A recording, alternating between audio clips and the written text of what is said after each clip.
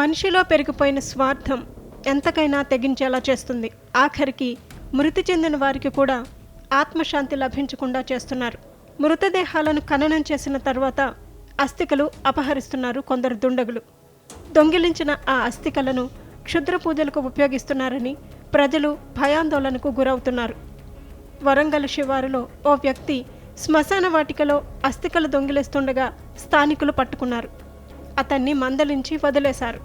శ్మశాన వాటికలే టార్గెట్గా జరుగుతున్న ఇలాంటి ఘటనలు ఇప్పుడు కలవరపెడుతున్నాయి. ఆ బొక్కలు ఈ బొక్కలు కలిపి గిల్లబారు వచ్చినావు. ఇప్పుడు వాళ్ళు ఎవరికి దానం చేయాలి చెప్పు? వాళ్ళు గది వచ్చింది, ఇప్పుడు వాళ్ళ చిక్కు. నువ్వు ఎత్తును అదే వారి సాధారణ ఉంటే ఎప్పుడు ఎత్తి దానికి దీనికి ఉంచినా వేరే ఉండు. ఇప్పుడు ఒక్క దాంట్లో పోసినాకు ఇప్పుడు ఈయన దానం చేసినట్టు కదా బొక్కలు. ఇప్పుడు ఒకని పానం ఒకని ఆత్మ ఏం చేసినా చెప్పి ఇప్పుడు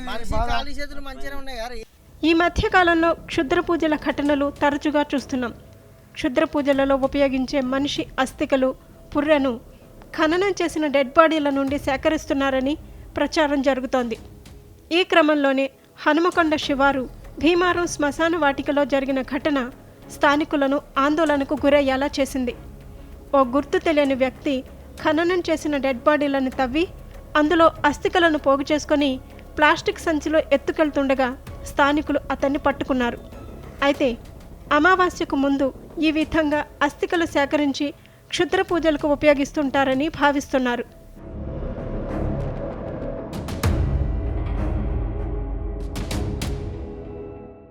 స్థానికులు పట్టుకున్న ఆ వ్యక్తిని నిలదీస్తే అతను పొంతనలేని సమాధానం చెప్పాడు.